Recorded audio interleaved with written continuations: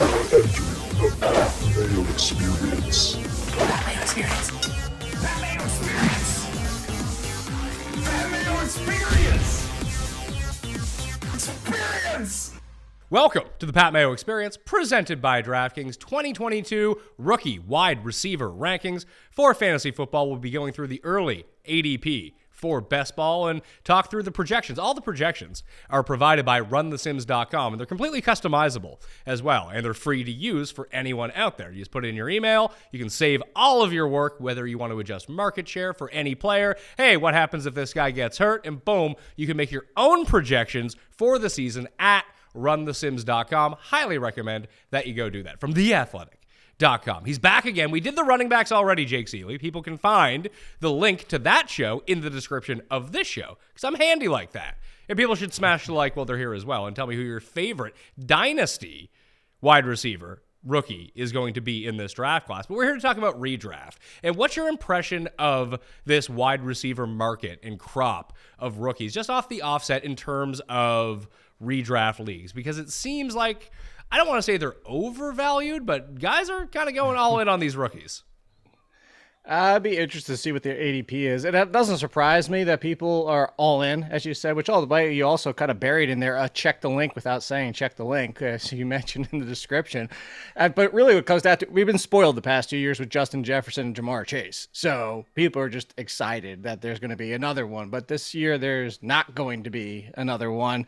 And I think we'll probably get about 3, maybe 4 in the wide receiver 3, maybe 1 or 2 of those creep into the wide receiver 2 range. But you have a lot of things going against this draft class, from landing spots to receivers that are great in their own right, but probably not a Jamar Chase, probably not a Justyn Jefferson. They could be in year 2 or 3, but you have a big conversation of, we're going to obviously touch on all of them, but Jameson Williams' health, if Garrett Wilson has a high ceiling or he's just the safest. Drake London is an amazing player, high ceiling, my favorite, but again, some things he needed to work on. You just don't really have a Chase type of complete product. So I like a lot of them, but I think, like I said, they're going to get spoiled. I don't see any wide receiver 1s this year unless things happen. Like there'd have to be some ifs for that to happen. Well, the ifs would probably have to be volume. And we'll start with Drake London on the Atlanta Falcons.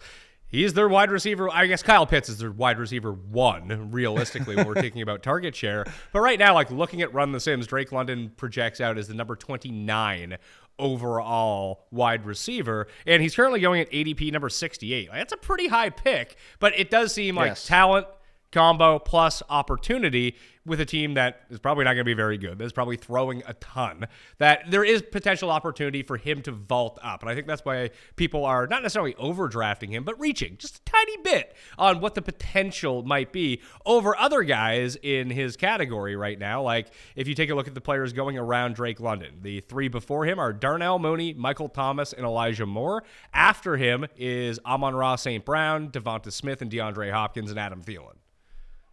Yeah, I think some of those are a fair conversation to have.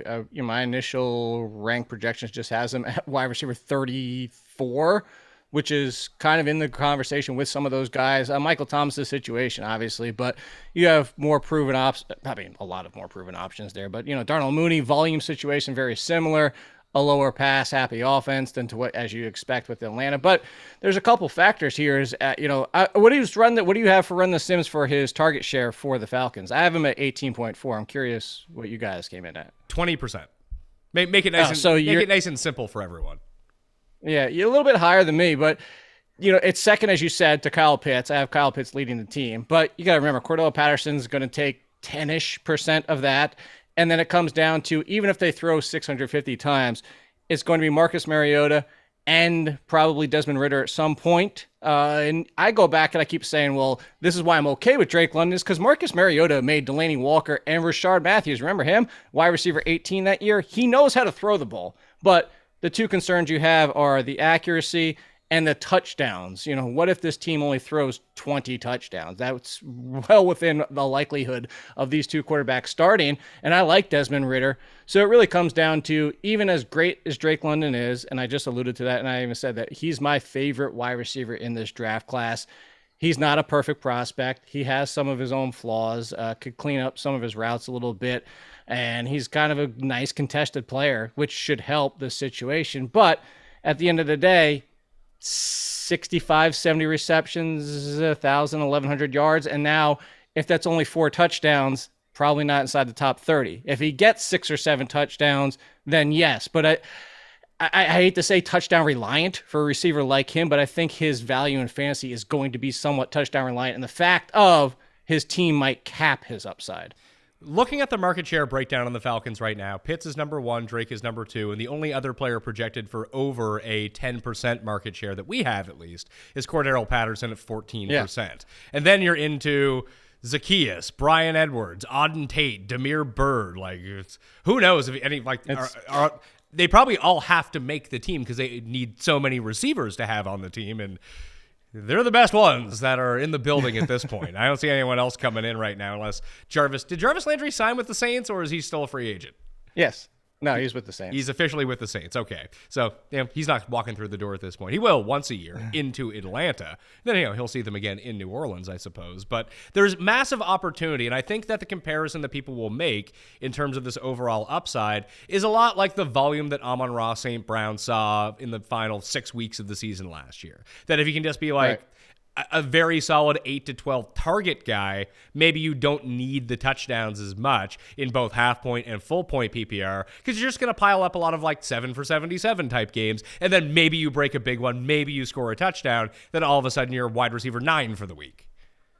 See, my only concern is I think you would get not so much 7 for 77. I think you get 5 for 77. I'm worried about Drake London's reception rate, both one of his consistency, although again he's amazing. I averaged 8 and 111 in college. There's some ridiculous numbers in those 8 games, but the point is just with Mariota and then eventually with Ritter, I just don't know that his reception rate is going to be much higher than like a 60%. I would love it. I think he has the ability to catch 65, 70% of the balls thrown his way. I just don't know if with Mariota that it gets there, and that's part of the thing too. Is that like that's really going to come down to how the rapport is built and how they look to get to him. Is it force-fed targets? And we're talking like Daniel Jones, and now he's only catching 55, 58% of his passes. Then that's the concern. And if it's a better look and they're finding ways to get him open and use his skill set, and Mariota shows a nice rapport and knowing where he's at, and he gets to 62, 63, 64% of the receptions, then yes, you're right. The volume will offset any concern of the touchdown. So there's just a lot of play here where Drake London on, I know we're going to get to Treylon Burks, but you flip these two guys on those two teams. You put London with Tannehill, and I'm saying London could be top 20. Interesting. So do you think that he's going to be where he's going right now, pick number 68? Is that a reach? And is he someone you would probably reach for? See, the second part is yes, I would reach for him because I really like Drake London. 68 is starting to push even against my love of him and enjoyment of rookies in general. People know this. I write up rookies every single year. I want to see the rookies. I want to see all of them succeed. 68's pushing it a little bit just because of what else is there. And it's not so much the fact of some of those other names I would take after Drake London. It's that now what I say every single year, and you and I talk about, I say in all my shows, is, don't buy at peak value. Don't buy where your return on investment is almost impossible to be positive. You have to have the best case scenario. He's not quite there, but if he pushes up a half a round to 1 round more, now you're kind of hitting the ceiling of he just has to be amazing out of the gate, and you're buying all of the risk. So if you look at the wide receivers and running backs that are around him, I listed off the wide receivers. Like, you can have Amon-Ra St. Brown for less, but in the same range. Like, if it was your pick in the 6th round and you wanted a wide receiver there, you could have Drake London or St. Brown. I think I'm taking St. Brown in that situation. I have St. Brown in front of him by 6 spots in my ranks, so I'm doing the exact same thing. Yeah, projections have him as a top 20 guy at this moment, not knowing what the Williams injury is going to amount to. And then, if you wanted a running back in this spot, A.J. Dillon is going 6 picks behind him? Well, you can almost wait 1 more round for A.J. Dillon at that point. Yeah, but would you, if this is a situation where, hey, I know that he's not going to make it back to me with my pick in the 6th round, and you're like, Drake London, A.J. Dillon. I think I would take A.J. Dillon. So, and I think that comes down to drafting style for 2 things. One is what does your team look like, but second is why you're leaning to AJ. My assumption, you can correct me if I'm wrong, but the tier drop off from A.J. Dillon to what if you wait on running back versus Drake London and you wait at wide receiver, then you still get a Darnell Mooney or a Michael Gallup or something like that, then it's a much smaller drop to wait on wide receiver than it is to wait one more round at running back. Yeah, it does seem like London is sort of as a part of a bigger tier, and Dillon, in my mind at least, is the bottom of like that tier of running back as of right now of how they're being drafted. He's going pick number 73. The next two running backs off the board are Clyde Edwards-Helaire and Miles Sanders. Yeah, Clyde Edwards-Helaire I might be okay with. Miles Sanders I have major concerns about. So, yeah, I'd be leaning towards taking a running back. So the other wide receiver that's going in this range, you brought him up, Treylon Burke, is going pick number 72 overall. That's ahead of Devonta Smith, which I thought was really surprising. See, the Devonta Smith thing is, I'm looking right now. Where do I have Devonta? Yeah, I have Devonta Smith still comfortably in front of him. There's two thoughts of Devonta Smith is that second half and some of his own inconsistency, does that carry over and get worse now that you have A.J. Brown in the conversation? But whatever it might be. Treylon Burks is still behind him for me. I actually have Treylon Burks down by like Ayuk and Alan Lazard and Robert Woods, assuming he's okay for maybe even week 3 at that point, maybe week 1. But he's more in that conversation because of who Burks is and his team. So he's stepping into the A.J. Brown role. He should be the number 1, but I just brought up Robert Woods. What if Robert Woods is 95% of what he used to be in week 1? Robert Woods is the number 1. Like, everybody's just like, forget about Robert Woods. Treylon Burks could easily walk into a situation where he's the number 2 from day 1. And Treylon Burks' issues, I was one of the lower people on Treylon Burks. I still had him in tier 2 of wide receivers, but he wasn't tier 1 for me. A lot of people had him there. A lot of people had him as his top 2 or 3 wide receiver, or their top 2 or 3 wide receivers in the draft class, and I didn't. And part of it is the fact that I think he's raw. I think he's rawer than people realize. I love his ability. I love his skill set, his athleticism. I just think he needs some polish to succeed in the NFL consistently. And I can see him being used as a big red zone threat, chain mover, make the contested catch, which is all fine. You know, that's good, though, because doesn't that give him potential more upside if, let's say, your analysis is wrong? And that he is not quite as raw as maybe you think he is. He settles into this role, becomes relatively consistent. Like, we have him as a 22% market share guy, the highest on the Titans at the moment. However, if his primary usage, at least in your mind right now, and you're correct on that, is going to be the chain mover guy, is going to be red zone guy, but all of a sudden he's seeing 8, 9, 10 targets a game on top of that, that sounds like the type of player that can vault way up the overall points total by the end of the year. He could, but it's contingent on Robert Woods, and that's why. It's not even so much like, let's say I'm wrong, and to your point, if Robert Woods is still ready for week 1, there's just going to be so much that you can't get much higher in targets and volume when you're playing the Titans offense, is the fact that if Robert Woods and Treylon Burks are kind of in a 50-50 for that number 1 spot, you're kind of killing both of them, because ideally you want one and then a nice little gap into the second person on this team, whether it's the tight end position or another wide receiver, just because we're talking about 530, 540 pass attempts over the entire season. So even at a 20% market share or target share, however you want to phrase it out there, you're still capping that upside to a degree. And then if Burks, let's say I'm wrong, you need him to get into that mid 60% catch rate instead of what is likely to be Burks' struggle, is kind of more of like a 55% catch rate.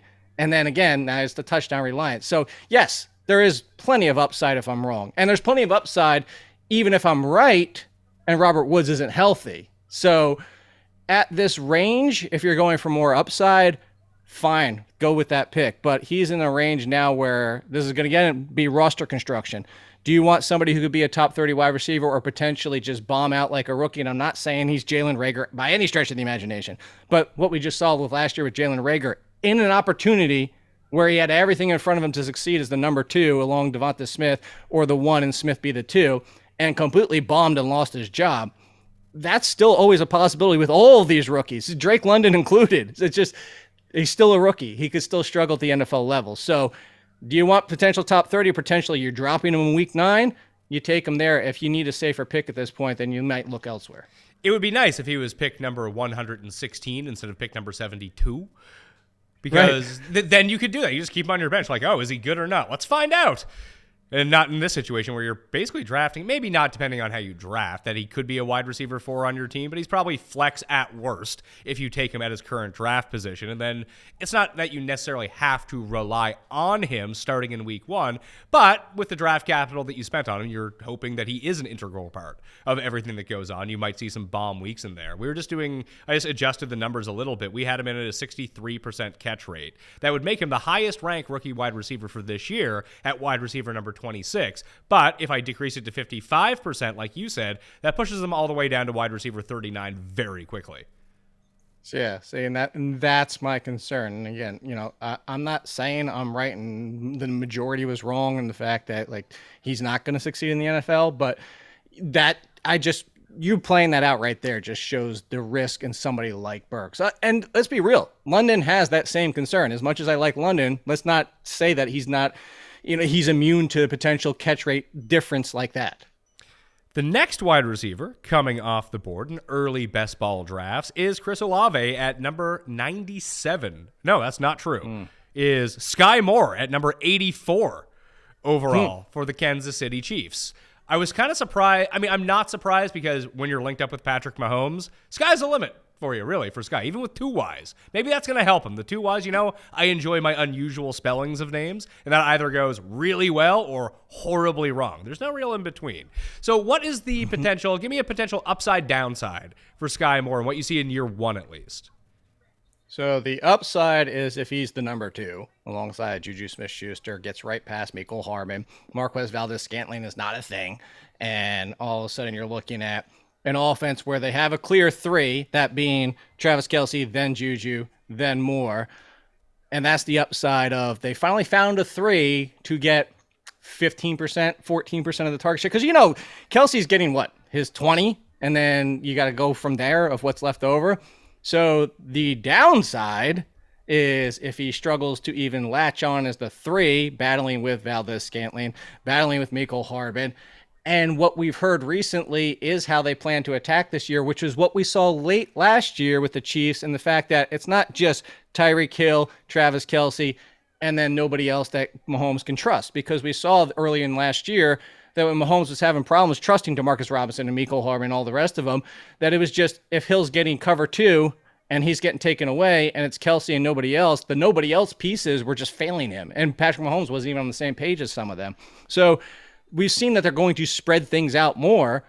And I think that's what kind of the middle ground is heading into this year, is that we might see Kelce get his 20, maybe even drop down to like 18%, but Juju's like 16, Hardman's 10 to 12, Skyy Moore's 10 to 12, Marquez Valdes-Scantling gets 8 to 10, and then the backfield, and you just have a spread out share, which is great for Mahomes, great for the offense, but is going to cap this entire receiving crew, including Juju Smith-Schuster. Now, if Juju's not even Juju and Skyy becomes the number 1, then of course, 15 plus target, even 15% target share from Patrick Mahomes is going to have him in the top 30. It's funny how we parsed out these projections for the Chiefs this year. Like we have them as one of the lower rushing rate teams, especially one of the lower rushing TD rate teams at only 31%, yet one of the highest overall touchdown teams at 58 total touchdowns for this offense with almost 1,100 plays. Like that's a lot of volume to go around, yet no one outside of Kelce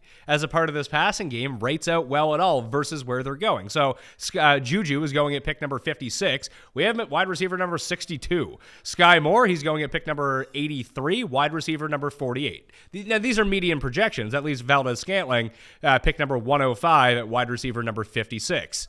These are median, so that's saying like, hey, this is a 16% share, a 14% share, a 12% share. We know how the Chiefs work. So there's going to be consistency issues, it feels like, for all of these guys week to week. Maybe they're decent DFS plays in the right matchup and you hope to get lucky. But trying to trust them season long this year, it just feels like it might be fool's gold. You might backdoor your way. Like someone's going to have the Sammy Watkins week 1 out of this group of people. And maybe it's Justyn Ross. Like all I heard, even when Emery was on the show and we were breaking down some of the skill position players, nothing but good things to say about Justyn Ross. And another guy who spells his name real weirdly. So maybe he is the pick at pick 212 and hopefully you get lucky?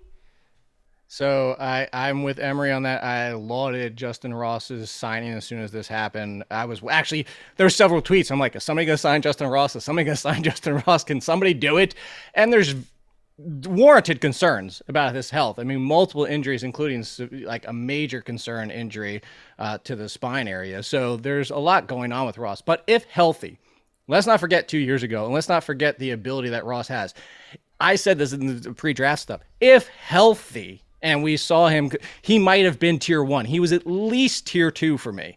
That's the skill set of Justyn Ross. If you threw out health, again, you can't because it's a big question. But if you did, and now he steps in and he becomes the number 2, or even the number 1, probably not likely, but still, the sky's, as you said, the sky's the limit. No pun intended with Skyy Moore. The interesting thing here is I actually, right now, as of today, am the highest of all these on Juju Smith-Schuster because I have him at 16%, which leads anybody not named Travis Kelce, and that puts him inside my top 40, right about in the mid-30s for me. Hardman and Skyy Moore are down by the 50s, and then Marquez Valdes-Scantling is just like down by 60. So that's where they are. But Justyn Ross, two things, as you said, could be drafted best ball. Please take a pick on Justyn Ross. He could throw this whole thing cattywampus, to use that phrase, and all of a sudden it's just not even killing Juju. It's the entire team, and now nobody's reaching 14% of the target share, and everybody's involved. So what do I say, Pat? Buy the cake, not the icing. Just buy Patrick Mahomes and let everybody else go crazy overdrafting the Kansas City wide receivers until we know. I can see it. Chris Olave, number 97. Now there's is that just feels like it's too high. Like, what are the chances he is New Orleans' number 1 guy? 0%? 5%? I would say 33%. I give him a third of a chance because I think it could be Thomas, Olave, or Landry. But the Landry is why I went. I'm not even talking about wide receiver because you can throw Kamara into that mix too. Oh, okay. So 25%, all 4 of them. That's what it comes down to. Although Kamara would have been likely the number 1 back with Drew Brees. I think that his opportunity is only 25% because now the difference in the offensive style and how much he sees opportunities out of the backfield with Jameis Winston and not Drew Brees. But Olave was way more intriguing, and I love Chris Olave. Let's be clear before anybody thinks that I hate him. I was one of the people that sat here and said, why did everybody fall off of Olave this season? Is everybody wanted the shiny new toy because he didn't declare last year, and so everybody already knew who Olave was. Olave was a great situation, great fit. Jameis Winston is showing a little bit better decision-making. The completion percentage actually dropped, but he was making better decisions and not throwing interceptions before he got hurt. And I think he, alongside Michael Thomas, with Kamara and maybe Troutman at tight end, like there's going to be a nice form here. But they bring in Jarvis Landry, and he's a veteran. And I'm not saying go draft Jarvis Landry, but we know Jarvis Landry is going to be in the wide receiver 40 to 45 range again. He's just going to absorb some of the target share. So assuming Michael Thomas and whatever's like other hurdles that he still has to pass right now. Like, I don't know what's going on with Michael Thomas. I don't know that anybody does, but 20% for Michael Thomas. And then you say 13 to 15 for Landry and Olave. And yeah, that's intriguing for Olave, but where you just mentioned at that, I'd say that's more of Olave with no Landry. With Landry, he should probably slide back another 10 to 15 spots. So projections have absolutely no idea what to do with the Saints receivers, which is not shocking. Like, they're all just listed at 16% market share, right around the same catch rate. Olave down at 57%, Michael Thomas up at 67%, because I mean that tracks with what we know about these guys and what those go around. So let's say we do put, what are the chances Michael Thomas comes back and he's Michael Thomas? I mean, earlier I would have said 60, 70%, and it was a good thing he was off that season. Third, 33%. He hasn't played in almost. He's not going to have played in almost 2 years. And as of today, you and I doing this show on June 1st, he still has hurdles to clear. Like, again, what the hell is going on with Michael Thomas? So, not Drew Brees' Michael Thomas, not the Michael Thomas we used to know. Like I said, I'd say 30, 40% chance that he's the Michael Thomas we used to know. All right, so I'm not going to pencil him in for a 27% market share, which is like 25 to 30 is where he would be if he was Michael Thomas, because that's essentially I have him at 20. What he did. I have him at 16 right now, so I'm going to boost him up to 22 and just see what that does. Boost him up to 22. Landry at 16 actually makes some sense, so we'll put Olave in at 12 and just see what the numbers spit us out that way. That boosts up Michael Thomas to wide receiver number 36, Olave down to wide receiver number 76. That's not great. That's not great at all. Mine, just to give you an idea, it doesn't even have him that much higher. So as I mentioned, I have Olave at. I actually have Olave at 16 because I have Thomas at 20 and Landry at 17. And that still only gives me Olave in the high 60s, right around Jacoby Myers and Robbie Anderson and Kadarius Toney. And that's, I mean, it really depends on what you have Kamara at as well. We have him at 14%. The issue, I think, the issue with a lot of these guys on the Saints is, one, how is this offense going to run? It's the same Kamara problem that we're running into at running back. How much of a factor is Mark Ingram going to play without Sean Payton around? When you have Dennis Allen and Pete Carmichael combining to make an offense, what does this look like? Is it going to be check down city to Kamara, which we want in terms of fantasy? That's how he builds up so much value. What's Taysom Hill's role on this team? Was that a Sean Payton project? Because the overall upside is capped by the amount of touchdowns this team is likely to score, which is more than the Falcons, but not by much. It's like 44 to 48. Like, that's the range. And then in terms of rushing TD rate, we have them at one of the highest in the league at 49%. It does feel like when they get in close, they're going to try to run. It definitely does, and for that reference, I have them at one of the more balanced pass to rush rates at 52 to 48%. And ours is 51-49. So there you go, and so that's part of the problem too. And how many plays do you have them for the year? 969. Nice. So it's funny is I'm over than you are in plays. I'm in the low 1,000, and so anyway, no matter how you look at it, we're in similar ranges here where, that target share is going to be a big factor on who's even relevant, let alone fantasy valuable on this team. Completely agree. And that's down at pick number 97. So that's an 8th round pick. Like the other guys that you can currently get in that range, Alan Lazard, who you mentioned, he is the one who Dawson Knox, Kareem Hunt, Trey Lance, Dallas Goedert, Damian Harris, Russell Gage, Christian Kirk, Tyler Lockett. Like, these are all guys that are surrounding him, who I think I'd rather have all of those guys. I would pretty much. I was thinking if any, I'd still probably have all. And I love Olave, so that just tells you. I mean, it doesn't sound like you love Olave. I'm not going to lie to you. Olave? Yeah, not in Olave anymore. He is number 97. Garrett Wilson's number 98. So he's also as a part of that tier. How does the Jets... rather have him. Are people just a bit too high on the Jets offense here? Like, it's the Jets, for one thing. And assuming all these draft picks that they made, which on paper look fantastic, building up an offensive line, getting a prime time DB to really bolster that back end of the defense. So protecting Zach Wilson, adding to the receiving core. Elijah Moore looks like a hit from last year. They go and get a prime time running back. But it's the Jets. So all these guys might just suck. Who knows? So you're asking if Anderhurst has been on too many of the shows, but like feeding people's minds the Jets? No, look. Here's the thing. But okay, isn't there a too many mouths to feed problem with the Jets as well?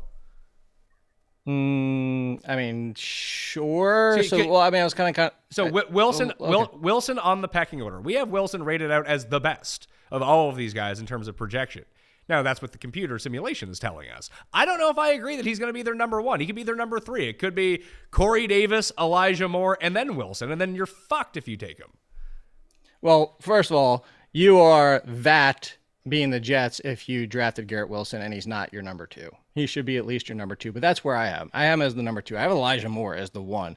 And I like both of them. Not that I want to be that loaded on Jets, but I like both of them because I like Garrett Wilson. I think he was arguably, as many people have said, the safest of the wide receivers in this draft class. Maybe not the ceiling of Drake London, but his ceiling's not terrible either. He has the ability to be a number 1. But I think Elijah Moore is the number 1. And where Elijah Moore is going, because people are all over Garrett Wilson, is I'm getting a lot of Elijah Moore too. Again, I don't really want to pair up 2 wide receivers from the same team in general. Why not? Okay, why not? Strategy-wise, I think I'm more on board with that. In best ball, yes. Not even in best ball, just in weekly. Like, if you're trying to maximize your upside, it's not great for the consistency of your team, but come playoff time, if you get your stack right in your season-long team and you can still make the playoffs, let's say you have 65% of your weeks are good, you'll probably make the playoffs. You roll into the playoffs with one of these like awesome stacks with a great schedule, things could be just an absolute bonanza for you. It could, if your name wasn't Zach Wilson. And that's Okay. where I'm going. And that's my concern. Matthew Stafford, yes. Patrick Mahomes, even Derek Carr. Like, my concern with Zach Wilson has always been that I see him as Daniel Jones in the NFL without quite as much rushing. And that's been my concern. Can Zach Wilson hopefully prove me wrong if you're a fan of Wilson, if you're Wilsons on this team, and Elijah Moore and the Jets in general? Yeah, hopefully proves me wrong. I always hope I'm wrong when I'm downplaying a player because I don't want to see anybody fail. But I just don't believe Zach Wilson has a ceiling to really have two wide receivers inside the top 20 together, and especially from a consistency standpoint. So that's what it comes down to. I think Corey Davis falls into the number 3 very easily. You use him as he is, kind of the Kansas City Chiefs version of Demarcus Robinson. That's what he is for the Jets. That is an expensive Demarcus Robinson. Like, is there a chance they just cut him? It is. I guess, but I don't know what his dead money is. I'd have to look at the contract. I would assume that they might have, post June 1st cut. We're there right now, so we can find out. But yeah, it is expensive. It ended up being a mistake because there's a world where Braxton Berrios is the number 3, and they just keep using him as the slot. So you can see that being a scenario. But it comes down to two is how many plays do you expect the Jets to run? How much do you expect them to pass? After drafting Breece Hall and jumping, as we talked about on the running back show, they jumped 2 spots to make sure they got him with Michael Carter to the backfield. So you have Breece Hall and Michael Carter at least combined 15% of the target share. So now you're down to 18 is what I have for Garrett Wilson. That's with Elijah Moore getting 20 and 10 for Uzama, secret of the Uzma. Where's the real upside if I would say you're probably going to ask me this question, so I'll just jump right into it. The downside is, what if it isn't 18 and 20%? What if this is back to the Chiefs discussion and it's Uzama's 12, 13, the backfield is up to 17%, and now all of a sudden it's Garrett Wilson's 15%, Elijah Moore's 16%, and Corey Davis bounces back and gets 13. And it's just, Garrett, it comes down to Zach Wilson. Does Zach Wilson even throw for 4,000 yards? And then you have Braxton Berrios, who they did re-sign, and Zach Wilson likes to throw to him. Not someone that you want to have on your team, but someone that you're going to be entirely frustrated that if you have other Jets receivers. And sure, and so that's where you can say, well, there's some upside with Wilson too if he absorbs some of that Braxton Berrios because he's so good as a wide receiver and so good at getting open pretty much at any level of the field. So if they use him in some of those underneath and middle of the field situations that they were using Berrios, Garrett Wilson can do all of that. Not that Elijah Moore can't, but I'm just saying, like, that's where people will argue back at us. But again, I go back to what my last statement was. Does Zach Wilson even throw for 4,000 yards? Does he throw for 25 touchdowns even? And if not, if those answers are both no, you're capping this entire receiver core, no matter how much you like any of them, no matter if you think that Elijah Moore is going to get 22%, it's still a cap on this entire wide receiver core. Looking at Zach Wilson right now, what are the overall projections? 357 completions on 570 attempts. 700 attempts. I'd probably take that guy in fantasy. Yes. 15 interceptions, 24 touchdowns, 4,058 yards. So you have one more touchdown than I do and 150 more passing yards than I do. That makes but we're pretty much very close. Along with his 221 rushing yards, that would make him QB number 21 in fantasy. I'm at 240 rushing yards. Haha. So we're in the same range. But those numbers, even as you just said, those numbers are still going to limit the potential of 2 top 30 wide receivers. I mean, we might only even get 1 with those numbers. But he's the most bet on player to be MVP, Jake. How couldn't he be good? Is he really? I think so, yeah. Wow. Yeah. Okay. Can I take those bets to me? Can I combine all of them? Like, I'll be the one? Hey, as long as you move your money into escrow, then I think that people would love to bet with you without paying the huge vig to the house. But that's also I can't even find that on a map. Where's escrow? That's a Friends joke. Very good, Jake. Christian Watson is next. He is going at pick number 104. So he is in the range of Wilson and Olave. He's just slightly after. A lot like the Jets situation, where do you see him fitting into this Packers team? Because, I mean, Sammy Watkins is there. Is he going to be wide receiver 1? Is Allen Lazard going to be wide receiver number 1? Someone did point out to me that after we discussed the running backs on the last show, we were talking about Hall and even Aaron Jones, where you had them ranked so closely together, that Aaron Jones just did so much more when Devontae Adams wasn't on the field. Now they have a replacement for him now, but I thought that was somewhat intriguing. Like, he becomes a bigger part of the passing game. How does Watson fit into this? Is he the clear-cut number 3? Is he like maybe the number 1? Or is he Marquez Valdez-Scantling 2.0?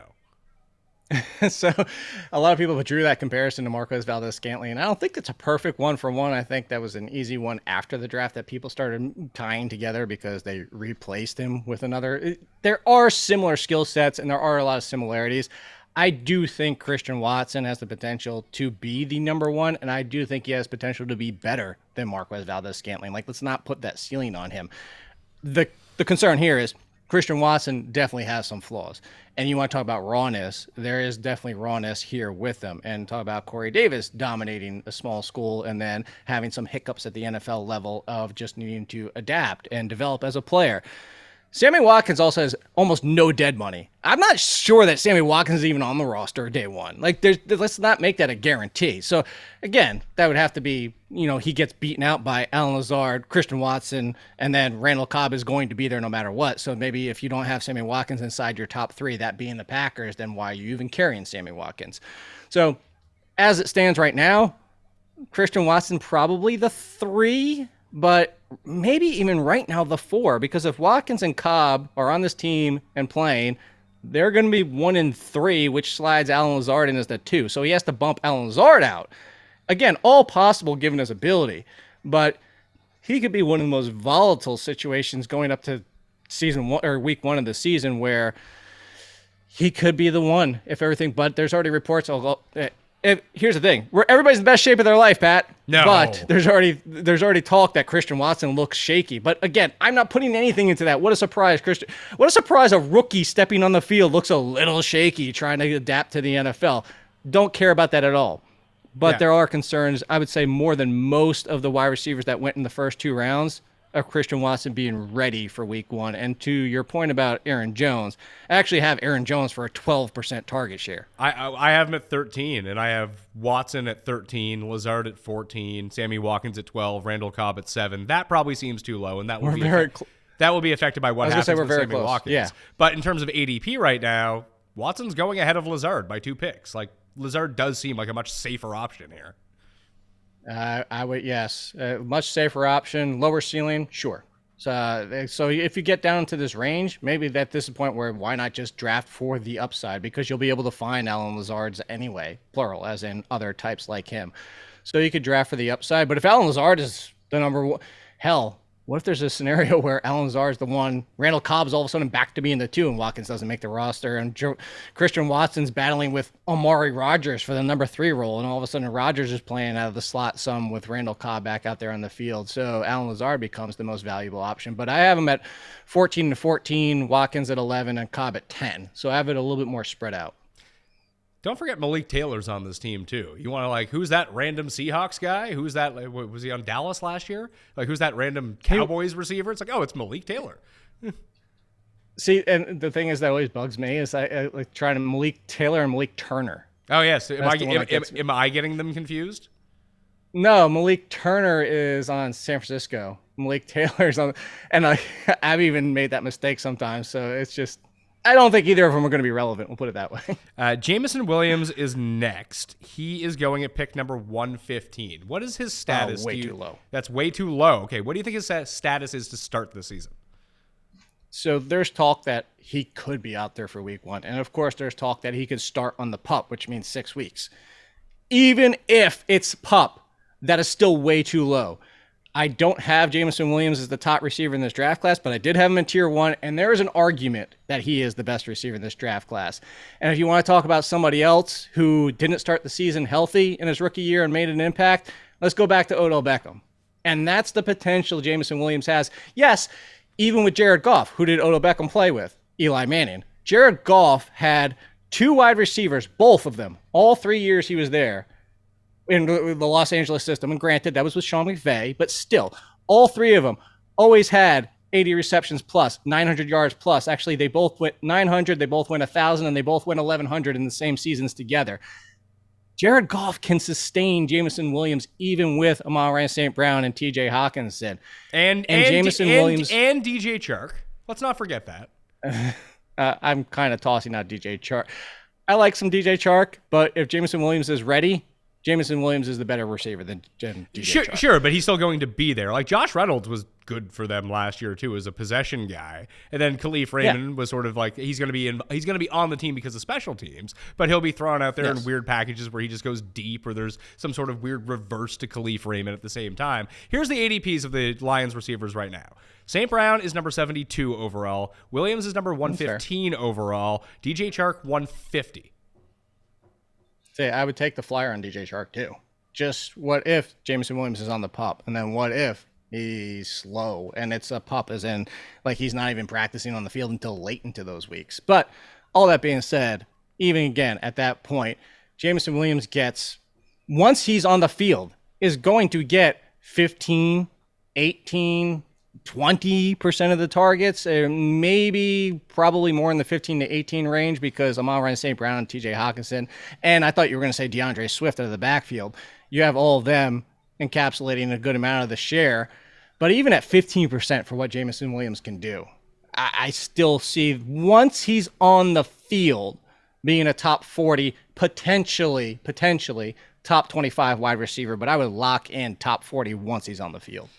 We have him at only a 55% catch rate with 16% of the target market share, and a team that wants to run. Whether they're going to continue to run as much, who knows? But the rushing TD rate in the 40% range, it's a 56-44 pass to rush ratio, which is going to be one of the highest in football when we look back at the end of the year, if the projections are going to sustain themselves to be true. So that puts him right now, even with the 16% share, at wide receiver number 49. Overall on the year. But you bump him up to a 65% catch rate all of a sudden, and he's wide receiver number 30. So, and it can get a lot better from there if the touchdowns go up, if the yardage goes up. Like, that's a very conservative projection in my mind. All right. And then again, we were talking about this the overall share, and that's take that and now put it down into the weeks he's actually on the field. Because I'm assuming, because I'm assuming you don't have him out there for week one. No. Week 3, that's part of it too. Week 3 was just the median comeback point. So it does, the simulations factor in week 1 and week 6 kind of thing. Yeah. So there you go. All right. Who is next on this list? Jahan Dotson. Okay, here we go. He is going at pick number... Jahan Dotson at 145 overall. I don't know. Wide receiver number 71 by the projections. I'll take it. Is Wentz that big of an upgrade over Heineke? Because I feel like he's not. So, no, he's not. The numbers across the board, metric-wise, whatever you want to look at, very, very, very similar. I actually wrote about it in the free agency coverage I did this offseason. The major difference is the touchdown to interception rate. But everything else, almost lockstep with Heineke. That being said, it's not so much going from Heineke to Wentz. It's what if Curtis Samuel is just nothing? What if Curtis Samuel is not ready to play and just can't get back on the field? And even if he does, he just doesn't look like the Curtis Samuel we even used to know. And that's the upside of Dotson as he steps in as the number 2. And Dotson has the ability to be a number 2 in the NFL. Like, no matter the team, he has the ability to be a number 2. So that's the upside. That's what it comes down to, is it's really at that pick, I'm going to take Dotson all day long. I'll probably take him about spots in, I'm assuming wide receivers in front of him. You could probably name off 5 to 10, maybe even more, because it's the upside. Nothing to do with Wentz, just if Curtis Samuel isn't on the field. Let's see. Who are the players going right above him? So the 5 above him are Jamison Crowder, Michael Carter, Van Jefferson, Big Albert O, Irv Smith, and Naheem Hines. Then you have Cole Kmet, Trevor Lawrence, Darrell Henderson, Algier, your boy, he's down there, Jalen Tolbert, and DJ Chark. Yeah, there's probably 80% of those I would just take the upside of Dotson over. Okay, and then going slightly after him, George Pickens at pick number 155. Who do you prefer between the two? Ooh, now you're a soft spot for George Pickens. I would take George Pickens because I think there's even a likelihood that George Pickens just beats out Chase Claypool as the number 2 receiver on that team. The reason George Pickens, George Pickens, better wide receiver than Claypool. I will say that. Assuming he actually succeeds in the NFL. There's bust potential with all these guys because they don't connect in the NFL. But on an evaluation standpoint, receiver ability versus receiver ability, Pickens should be the better wide receiver. What it comes down to is one of the reasons he fell was because we talk about off field. But what better place to go than Mike Tomlin to have that kind of just environment around you? And I don't care if it's Kenny Pickett or Mitchell Trubisky. I think the numbers could be pretty similar between the two. Whoever's starting, likely Pickett, because you don't draft him there if you don't want him to start day one, even though you already signed Trubisky. So Pickett's the starter, whatever it might be. That's another scenario. I don't know that Trubisky or rookie is any worse than what we've seen from Roethlisberger for the past 3 years. Go look at Roethlisberger's numbers and how poor they were. It was a very volume situation for this offense, which I don't think changes much. And that's part of the reason I'm still in on Najee Harris. I think this offense is still going to be the Mike Tomlin / team offense that they have. And if George Pickens is the number 2, we just saw Chase Claypool struggle as the number 2 and still finish where he did. You put in Pickens in that situation, who I think could be a better wide receiver, and you're looking at a top 35, top 30 potential finish. David Bell is going in that same range as Pickens and Dotson. So Amari Cooper, we know he's going to be the number 1 in terms of market share. They just signed Njoku to a gigantic deal in Cleveland. I don't know if that necessarily means like, oh, he's a focal point now or he's just going to be there like he's always been there. We do have him at a 14% market share, 22% for Amari Cooper, and out of the backfield, 13% for Kareem Hunt. Are we sure Donovan Peoples-Jones is the number 2? Why couldn't it be David Bell? Or is it going to be Anthony Schwartz? I mean, it could be. It could be David Bell. And I think David Bell's intriguing to take a chance on in this point. Absolutely. And not because I like rookies, just because, as you mentioned, there's a chance that David Bell fits better alongside Amari Cooper. And Donovan Peoples-Jones, as we've seen so far, is it's kind of like a big play waiting to happen and very inconsistent even in those big plays. So I'd say Donovan Peoples-Jones, the leg up because he's been there, the opportunity to be the number 2. But David Bell being the number 2 and Donovan Peoples-Jones being the 3 would not shock me at all. I don't think it's Schwartz for the stylistic standpoint. And Schwartz is kind of more of a weapony, the slot type. I mean, he can hit some big plays, but I just think he's kind of more of a real-life NFL value player to the Browns than it is.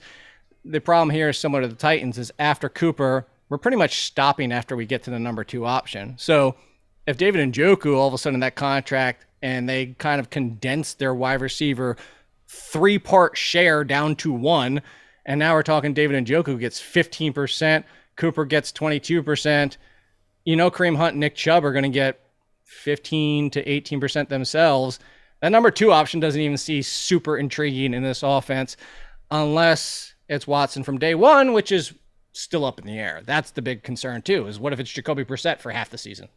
Jalen Tolbert is the final one that we'll just discuss by name before we talk about some of the others. He's going at pick number 159, so the similar range as the last 3 guys, and it's sort of the same situation. What do you expect from Michael Gallup when he'll return? Will he be ready for week 1? Will it be a pup situation? And if that's the case and he does miss time, could Tolbert just establish himself as the number 2 on this team and just kind of run with it? They're going to pass enough. Yeah, see, you talked about before where people compare Christian Watson to Marquez Valdez-Scantling, and the funny thing is this is one of the comparisons I made before they even drafted him, and said that Tolbert's very much like Michael Gallup. So they have another Michael Gallup. I don't know if that tells us they're concerned that Gallup isn't ready for week 1. I mean, they did sign him to that contract, which would make you think that they're okay and that he's ready for week 1. But Tolbert has the ability to be the 3 where Michael Gallup was the 3. So I think that's where you're looking is go back to 2 years ago. We say, all right, Michael Gallup's value, copy, paste, Jalen Tolbert. So inconsistency, great best ball, potential value if anything happened to CeeDee Lamb or Michael Gallup. And so I think that Tolbert is a great option at this point as well, because again, at this point of the draft, you're not drafting Noah Browns of the world, like speaking of this team, or you're not even drafting Randall Cobb's. What is Randall Cobb's ceiling? Wide receiver 4? Yeah, he'd have to score like 10 touchdowns or something crazy like that. Exactly. So just take the Tolberts of the world, and it doesn't have to be a rookie. Just take these options. But all these guys are going right around the same spot. Pickens, Dotson, Bell, and Tolbert. Which one do you think is the best? The best pick at round 14, 15? So I would take Pickens, and then wait, you said Watson too? So we said Pickens, Watson, Tolbert. No, Pickens, Dotson, Bell, and Tolbert. So I would go Pickens, Bell, Dotson, Tolbert would be the order. And that's only because I think Curtis Samuel sounds like he should be okay. All right. Rest of the rookies, is there anyone else do you think we should bring to light that is draftable in a redraft league this year? Unfortunately, I think the rest of them, I'm looking down the list right now to see if there's anybody. Mechie? I think we could talk about. I think John Mechie, not Velus Jones, a 25-year-old slot receiver. Good job getting Justin Fields some help there, buddy. Wan'Dale Robinson, gadget type for the Giants. I think that's more of a you see them trying to build what they had with the Bills and kind of get that Isaiah McKenzie type of situation there. So I'm not too intrigued for him for fantasy purposes. And then now you're starting to get really low. Calvin Austin, similar for the Steelers, but I think Mechie could be intriguing. Very sure hands, could be very reliable. If Nico Collins doesn't step up as the number 2 this year, Mechie could be the number 2 alongside Brandon Cooks. And it's not like Davis Mills was awful last year. They could use a number 2 to rely on. And if Mechie gets 100 targets, he could be a wide receiver 4 or 5 in fantasy. Yeah, I feel like I did this with Nico Collins last year, and it was just a disaster. And it's because he was hurt and then also just wasn't connecting. He's different style too. Nico Collins is more of going downfield for bigger plays. Mechie is just sure hands. And I think Mechie fits better alongside Brandon Cooks for Davis Mills for the opportunity there than you do with Nico Collins. I think Nico Collins would be best as a 3. It's kind of like a Donovan Peoples-Jones. Jake Ciely, theathletic.com, at AllenKid on the Twitter machine. I think fantasy football-wise, except for major weeks during golf, I'm going to start going Tuesday and Thursday. We're jumping back into football a lot earlier than I expected to, Jake. I'm getting kind of pumped for football. Are you getting kind of pumped? Wait. Before you end your show, do we not mention Alec Pierce? Did we skip right past him? We did. You could go nuts. When I said rest, you could have brought him up. No, he would have fallen into the conversation for me with like Pickens. Like it would have been way earlier. Where is he going? Is he not going very high? Let's see. He is going at pick. Where's Indy at here? Indy, wide receivers, pick number 162. So just after Tolbert. Okay. I would take Alec Pierce over Tolbert. I would take Alec Pierce over that entire quartet, including Really? George Pickens. How little faith you have in Paris Campbell. Oh, I love Paris Campbell. I do. Are you worried that people might be hyping up Michael Pittman just a tad too? He's going at pick number 33 right now. So it's funny you said that. My breakout wide receivers article comes out this week. When you're about to ask me, what do I have coming on The Athletic? And I always do for breakouts, I talk about unqualified and rookies. So non-qualifiers are people that kind of already broke out and how much more room do they have to break out. And then rookies just because they haven't played yet. I touched on Michael Pittman because he already broke out last year. And I went down and I talked about is that Matt Ryan at this point of his career, you talk about Carson Wentz, not that much of an upgrade. Matt Ryan at this point, not necessarily as much as an upgrade as people think.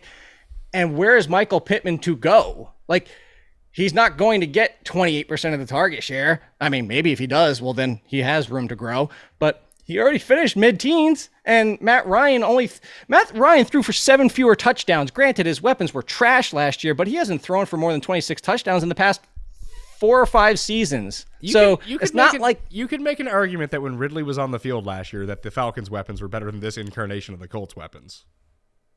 Possibly. I would take the Colts weapons, assuming what we know about Alec Pierce. But yeah, I'm with you in the fact that Michael Pittman, for me, checks in at wide receiver 15. Yeah, we have him at 16. Like the projections like him a lot. Just 33 seems really high. Like that is. But that isn't that wide receiver like 12, 11? Well, let's see who he's going around and see. I mean, sometimes it's just easy. You can look at the projections. You can think about like where they're going to go. But until you see his name next to other names, I think that becomes a bit more helpful when doing this exercise. So you can have Michael Pittman or Jalen Waddle. You can have Michael Pittman or Kyle Pitts, James Conner or Michael Pittman, DJ Moore or Michael Pittman, Deontay Johnson or Michael Pittman, Cam Akers or Michael Pittman. I mean, I think he's in that conversation. I think I like a lot of those guys, not necessarily like way more, but I think I'd rather draft those guys. Yeah, I'm with you. And especially Deontay Johnson. I don't know why everybody's all hating on him all of a sudden. That's your guy. That's Just your because- guy. I know. That is my guy, Deontay, man. But yeah, Michael Pittman, I'm with you. You're buying him basically at peak, assuming maybe Alex Pierce bombs in the NFL, Paris Campbell gets hurt again, and all of a sudden Michael Pittman does have a 27, 28% target share, then of course. I mean, any wide receiver with decent talent and getting a target share like that is going to be inside the top 15, pushing top 10. All right. Again, at AllInKid on Twitter. Breakouts coming later at theathletic.com. Smash the like to the episode. Follow me at the PME. Check out the running back show for rookies. That's down in the description. We're going to keep hammering these out, and you'll have all the information you need to be prepped for fantasy football this season. Share the show around. Might as well do that as well at runthesims.com to build your own projections, completely free to use the projection builder. Just type in your email address and boom, you will be good to go. Sub to Mayo Media Network while you're here. Rate and review the podcast if you got some extra time. But I'm Pat Mayo. Until next time, I'll see you then. Pat Mayo Experience! Experience!